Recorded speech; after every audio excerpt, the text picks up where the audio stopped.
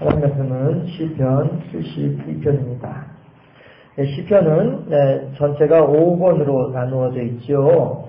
그 가운데도 이제 2권이 72편으로 해서 2권이 지금 끝이 나고 있습니다. 그래서 20절에 보면 이새의 아들 다윗의 기도가 끝나니라 이렇게 되어져 있는데, 그러나 또 20절에서는 다윗의 기도가 끝이 난다라고 하고 있지만 72편의 표제어에는 솔로몬의 시 이렇게 되어져 있죠. 해서 다윗이 쓴 시편을 편집하는 가운데에서 2권 말미에 솔로몬이 자기의 시를 이렇게 넣어놓고서 2권을 이제 마무리를 짓는 이제 그런 내용이 되는 것이죠. 그러니까 2권이라고 하는 게 다른 2권이 아니라, 우리도 이제 여기 보면은 찬양집이 찬양집 1번이 있고 찬양집 2번이 있잖아요. 그렇죠? 그렇게 이제 우리가 이제 편집하는 가운데 우리 교회 자체적으로 이제 편집해 놓은 게 찬양집인데, 그런 식으로 그 각 권을 이제 이렇게 필요에 의해서 편집을 따로 이렇게 해 놓은 것이죠. 그렇게 해서 그 가운데 이제 두 번째 권이 이제 끝이 나는 것이고, 끝이 나는 가운데 솔로몬의 시로 마무리를 하면서도 전반적으로 다 이제 다윗이 쓴 시편이다 보니까 20절에서는 이제 이새의 아들 다윗의 기도가 끝나니라 이렇게 하면서 이제 마무리를 하고 있는 것을 볼 수가 있습니다. 그렇게 하고 솔로몬이라고 하는 사람은 우리가 잘 알다시피 기브온 산당에서 일천 번제를 하나님께 드리며 하나님께 간절하게 기도할 때에 하나님께서 그의 기도에 응답하셔서 나타나시죠. 꿈에 나타나셔서 과연 내가 너에게 무엇을 해주기를 원하느냐, 과연 너는 어떠한 간절한 기도가 있기에 나에게 이렇게 1,000마리의 양을 번제로 드리면서까지 나에게 의존하고 나에게 지금 간청을 하고 있는 것이냐, 너의 청이 무엇이냐 라고 이렇게 하나님께서 응답하셨죠. 그렇게 할 때 하나님이시여 이 많은 백성들을 다스릴 수 있는 지혜를 저에게 주시옵소서. 솔로몬은 늘 이렇게 하나님을 향하여서 지혜를 구하는 자였더라 하는 것입니다. 왜 지혜를 구합니까? 그만큼 내게 맡겨진 사명의 중차대함을 아는 거예요. 내게 맡겨진 역할이 그만큼 심각하게 중요하다는 사실을 알고 있는 거죠. 어떤 역할이에요? 자기 아버지 다윗이 일궈놓은 큰 나라, 이 큰 나라에 이 많은 백성들을 어떻게 하면 잘 다스릴 수 있겠냐 하는 거죠. 나 한 사람이 까딱 잘못 판단을 하면 이 많은 백성들이 대단히 어려움을 겪게 될 것이고, 나 한 사람이 제대로 판단을 하면 이 많은 나라 백성들이 대단히 평화롭게 지낼 수 있을 텐데 어떻게 하면 좋겠는가. 이것을 이 사명 앞에 이 왕이라고 하는 사명 앞에 이 솔로몬은 하나님께 매달릴 수밖에 없었던 그런 상황이었더라 하는 것입니다. 그만큼 이제 솔로몬은 겸손한 사람이었고 이런 사람이었더라고 하는 것이죠. 그런데 그러한 솔로몬에게 하나님께서 나타나셔서 그래 알았다. 그럼 내가 너에게 지혜도 주지만 부와 영화와 장수의 복도 함께 주겠노라. 이렇게 이제 말씀하신 분이 하나님이시죠. 그래서 우리가 겸손하게 하나님께 매어달리게 되면 하나님께서는 그 겸손함을 보시고 더욱 풍성한 것을 함께 하신 분이 하나님이시다 하는 사실을 알 수가 있게 됩니다. 근데 또 우리가 어떤 그런 정치공학이라고 표현을 할까요? 너무 거창할까요? 아무튼 간에 다윗의 가문을 살펴보게 되면 솔로몬은 또 그럴 수밖에 없는 상황이기도 했었어요. 왜냐하면 솔로몬에게 4명의 아내가 있거든요. 그런데 4명의 아내 가운데에 가장 마지막에 이제 솔로몬의 아내가 된 사람이 이 밧세바이고요. 이 밧세바라고 하는 여인은 또 우리가 잘 알다시피 어떤 그야말로 부적절한 관계 가운데에서 이제 다윗하고 어떤 그런 관계가 이루어져서 이제 왕비가 된 이런 사람이 있잖아요. 그러니까 늘 이제 밧세바는 자격지심이 있는 거죠. 다른 3명의 솔로몬의 부인들, 3명의 부인들하고 자기하고 보았을 때에 자기는 늘 자격지심이 있는 거죠. 다른 사람들에 비해서. 그렇게 하는 가운데 또 근 20년 가까이를 다윗하고 저희 밧세바 사이에 아기가 없었거든요. 그렇게 하다가 이제 다윗이 아주 늦둥이로 이제 얻은 자식이 솔로몬이었단 말이에요. 그러면 솔로몬의 이복 형들이 되는 거죠. 결과적으로는 다른 3명의 아이, 미갈에게서는 이제 자식이 없으니까 다른 2명의 이제 여인들에게서 그 자식들이 이렇게 나올 텐데 밧세바에게서는 이제 태어난 자식이 솔로몬이고 다른 여인들에게 태어난 자식들이 있을 텐데, 그렇게 되면 이복 형제간이지만 그 형제지간에서 가장 막내가 이제 솔로몬이었단 말이에요. 그러면 어머니의 약점, 불륜의 관계였다라고 하는 어머니의 약점, 그 다음에 늦둥이로서 태어난 이 자식, 그러다 보니까 이복 형들은 이미 다 성장해가지고 있는데 이제 겨우 기저귀 차고 있는 자식, 어떤 이런 관계 속에서 솔로몬은 어머니의 약점도 자기가 짊어져야 하고 형들 간의 어떤 정치적인 알력 속에서도 자기는 가장 약자로 남아있을 수밖에 없다는 거죠. 가장 막내니까, 가장 어리니까. 이런 상황 속에서 이제 솔로몬으로서는 의지할 수 있는 존재는 하나님밖에 없는 이런 상황이 되는 거죠. 그 위에 뭐 압살롬이라든가 뭐 이런 사람들은 자기의 힘도 있고 또 백성들로부터 받은 또 인기도 있고 막 이렇게 하니까 자기들 스스로 어떻게 해볼 수 있겠다 이런 생각도 할 수 있겠지만, 솔로몬은 아예 태어나면서부터 온갖 불리한 조건 가운데 있었던 사람이기 때문에 그만큼 더 하나님을 의지할 수밖에 없는 그러한 상황이었더라 하는 것을 우리가 생각해 볼 때, 솔로몬이 왕이 되자마자 왕이 될 때에도 자기 스스로의 능력으로 왕이 되는 것이 아니라 그 나단 선지자하고 바세바하고 둘이서 이렇게 계략을 짜가지고 솔로몬이 왕이 되는 것 아니겠어요? 네. 그렇게 했을 때에 솔로몬은 기브온 산당에 가서, 예루살렘에도 성전이 있었지만 예루살렘 성전보다도 기브온이라고 하는 지역에 있는 산당이, 본래 산당은 요즘 우리말로 말하면은 암자 정도 되는 게 이제 산당이란 말이에요. 그런데 그 산당이 도리어 예루살렘 성전보다도 더 큰 곳이었더라. 더 사이즈가 넓은 곳이었더라. 그러니까 이제 그 기브온 산당에 가가지고 우리나라로 말하면 저 불국사 정도 사이즈 들렸나 모르겠네요. 아무튼 이제 안에 그런 곳에 가서 이제 하나님께 1,000마리의 양을 번제로 드리는, 예루살렘 성전에서는 그만큼의 사이즈가 안 되니까, 규모가 안 되니까, 이 일을 쳐내질 못하니까 거기 가서 이제 그렇게 하고서 밤에 잠을 자는데 하나님께서 나타나셔가지고, 그래 너가 하고 싶은 게 뭐냐 이렇게 하니까 이제 말씀드렸다시피 지혜를 구했던 사람이 솔로몬인데, 이렇게 하다 보니까 늘 솔로몬에게 있어서는 관심사가 지혜가 늘 관심사였더라 하는 것입니다. 그리고 하나님 앞에서 겸손함이 늘 솔로몬의 관심사였더라 하는 것입니다. 물론 중간에는 이렇게 어긋난 부분들도 없지 않아 있지만 솔로몬의 삶을 전반적으로 살펴볼 때는 늘 그렇게 하나님을 향해서 겸손함으로 하나님의 지혜를 구하는 사람이 솔로몬의 삶이었더라 하는 것입니다. 그러다 보니까 오늘 71편 1절에서도 그 이야기를 하죠. 하나님이여 주의 판단력을 왕에게 주시고, 그렇죠?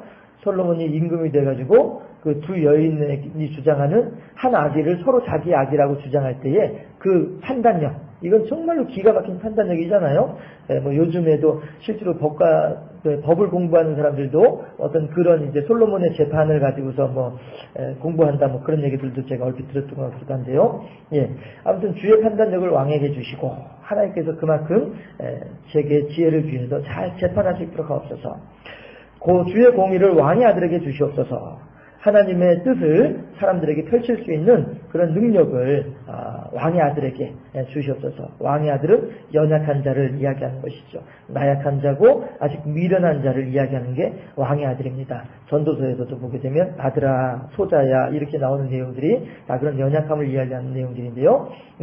그래서 이제 그렇게 왕의 아들이 하나님의 공의, 하나님의 판단력을 받게 되면 어떤 일들이 일어나게 되느냐 하면은요, 우선 내 나라의 백성들이 평안해지게 돼요.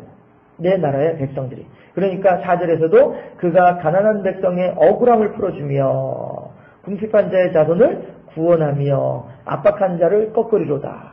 내 백성들로 하여금 평안하게 해주고 내 백성들로 하여금 억울한 일에서 안정감을 얻을 수 있도록 해주는 역할을 하는 것이 지혜로운 자, 주의 공유를 받은 자의 할 수 있는 능력이 된다라고 하는 것입니다.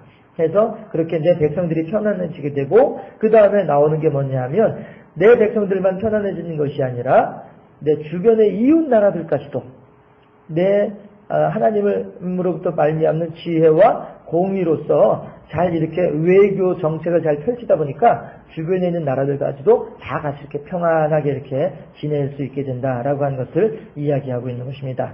그러니까 8절에서 그가 바다에서부터 바다까지와 강에서부터 땅끝까지 다스리리니 광야에 사는 자는 그 앞에 굽히며 그의 원수들은 티끌을 했을 것이며 다시스와 섬의 왕들이 조공을 바치고 스바와 시바 왕들이 예물을 드릴 것이다. 모든 왕들이 그의 앞에서 부복하고 모든 민족이 다 그를 섬기리로다. 이렇게 하나님의 능력을 가지고 다른 나라들과의 관계를, 외교 관계를 잘 형성을 하다 보니까 모든 나라들과도 평강을 누릴 수 있는 그런 힘을 갖추게 된다라고 하는 것입니다. 그렇게 하면서 13절부터 또 이제 어떤 이야기를 하냐면은 그 이제 내 나라 백성이든 다른 나라 백성이든 떠나서 이 세상에 있는 모든 사람들이 어떤 그런 평강을 누리고 어떤 의로운 상황을 만나게 되는 정의가 하수같이 공의가 물같이 공법이 물같이 이렇게 흐르는 그러한 세상을 만들어낼 수 있다라고 하는 것을 이야기하는 게 13절, 14절 말씀이기도 하다라고 하는 것입니다. 14절에서 그들의 생명을 압박과 강포에서 구원하리니 내 백성이든 그 나라 백성이든 떠나서 그들의 피가 그의 눈앞에서 존귀히 여김을 받으리로다. 억울한 일을 당했던 사람들이 도리어 하나님께서 회복시켜 주시고 이 왕의 아들이 하나님의 공의로 다스리게 될 때에 그들이 억울한 일을 당했던 것이 도리어 회복이 되고 복권이 된다라고 하는 것을 이야기하고 있습니다. 그들이 생존하여 스바의 금을 그에게 드리고 사람들이 그를 위하여 항상 기도하고 종일 찬송하리로다 라고 하면서 주변에 있는 모든 사람들이 하나님의 은혜 가운데서 평강을 누리게 된다. 그런데 이것이 사람에게만 이루어지는 것이 아니라 자연 만물에까지도 적용이 될 수 있다. 16절에서 산꼭대기의 땅에도 곡식이 풍성하고, 산꼭대기의 땅이라고 하는 것은 비가 없는 곳이 산꼭대기의 땅입니다. 메마른 곳이 산꼭대기의 땅입니다. 어저께 마침 저녁에 이제 다 마치고 난 뒤에 초저녁에 차를 가지고서 이제 저 위로 이제 올라가다 보니까 공동묘지 하나 있던데요. 교회에서 하는 공동묘지 같은데, 아무튼 이제 교인들이 거기 이제 많이 이렇게 비석이 서 있고 이렇게 하던데, 그 옆에 보니까 마침 어느 분이 이제 계시더라고요. 여자분이 계시더라고요. 그래가지고 이제 차를 잠깐 세우고서 안녕하세요 하고 인사를 하고서 교회 목사입니다 하고서, 근데 여기 물을 어떻게 하세요? 그랬더니 경운기를 가지고 올라오시는 모양이에요. 그때마다 물 가지고 올라와서 뿌립니다. 이렇게 하시던데, 산꼭대기의 땅은 그렇게 농사 짓기가 힘든 곳이 산꼭대기의 땅이란 말이죠. 그런데 산꼭대기의 땅에 곡식이 풍성하다. 그만큼 농사가 잘 된다. 이렇게 된 것이죠. 그것의 열매가 레바논같이 흔들리며, 레바논같이 흔들린다라고 하는 것은 레바논에 있는 나무가 아주 웅장하게 잘 자라거든요. 그러니까 예루살렘 성전의 기둥을 삼을 정도로까지 레바논에 있는 백향목을 그렇게 유용하게 사용을 하고 거기에는 나무들이 이렇게 잘 자라나게 되는데, 곡식이 그렇게 레바논같이 흔들리며 레바논에 있는 그 수풀이 이렇게 우거진 수풀이 것처럼 그렇게 곡식이 풍성하게 된다라고 하는 것을 얘기하고 있는 겁니다. 성에 있는 자가 자가 땅의 풀같이 왕성하리로다. 자연 만물들이 이렇게 모든 사람들이 주변 환경들이 넉넉해지고 풍성해진다라고 하는 것을 이야기하고 있는 겁니다. 그러면서 17절 하반절에 모든 민족이 다 그를 복제다 하리로다라고 이야기를 하고 있습니다.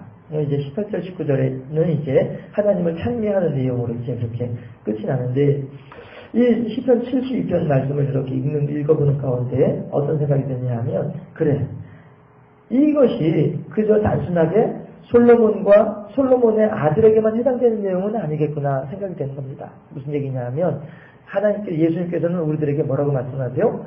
너희는 세상의 빛이요 너희는 세상의 소금이다 라고 말씀하신단 말이에요.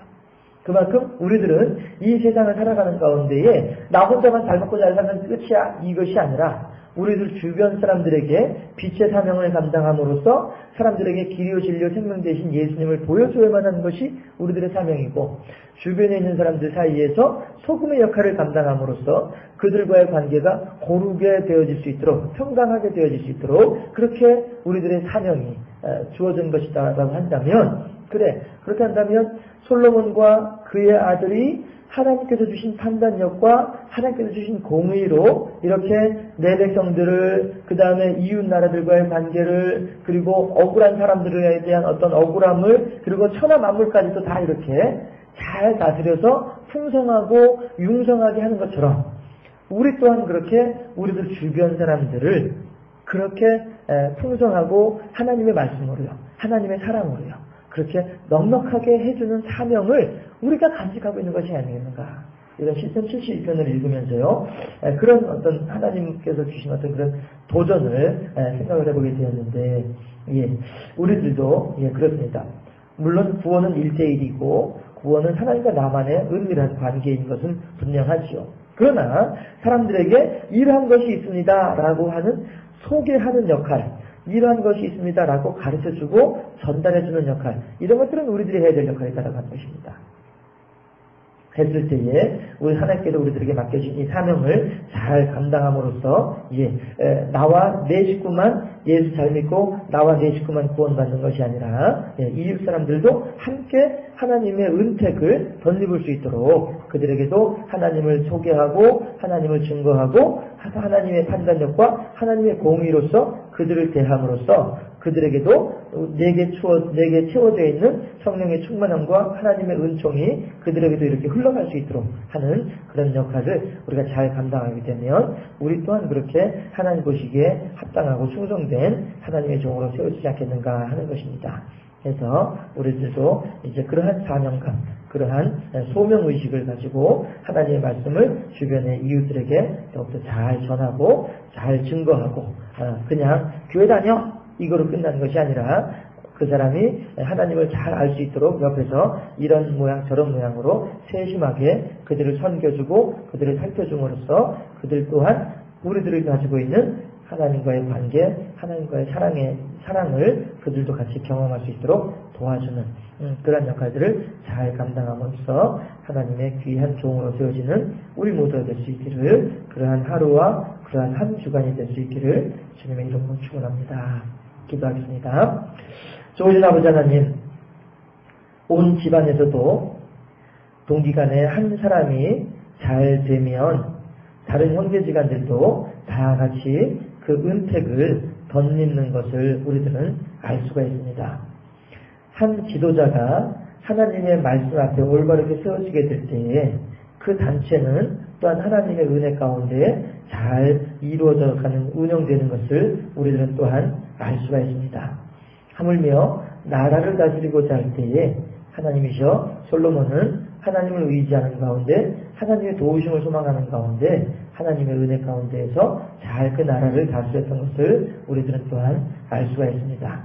하나님, 이제 이것이 그저 몇천 년 전에 솔로몬에게서 끝나는 이야기가 아니고 오늘 우리들에게도 하나님께서 우리들에게 하나님의 판단력을, 하나님의 공의를, 하나님의 사명을 잘 깨닫고 그 사명을 잘 감당하라고 하시는 하나님의 음성인 줄로 알고 하나님 아버지 앞에 머리 숙이오니 주여 우리들에게 빛의 사명을 잘 감당케 하시고 우리들에게 소금의 사명을 잘 감당케 하사 우리들 주변에 있는 모든 사람들이 하나님의 은혜 가운데 평강을 누릴 수 있도록 하나님께서 그들을 잘 섬겨 나아가는 우리 모두가 될 수 있도록 인도하여 주시사 우리에게 맡겨주신 하나님의 사명을 잘 감당하는 우리 모두가 되게 하시고 그렇게 하나님을 기쁘시게 하고 하나님을 영화롭게 하는 하나님의 편에 서 있는 하나님의 사람으로 세워질 수 있도록 우리 모두를 지켜주시기를 간절한 마음으로 바라옵나이다. 그러한 오늘 하루 되게 하시고 그렇게 하나님 뜻에 순종하는 이 한 주간의 삶이 될 수 있도록 인도하여 주시옵소서. 감사하옵고 예수 그리스도 이름으로 기도하옵나이다. 아멘.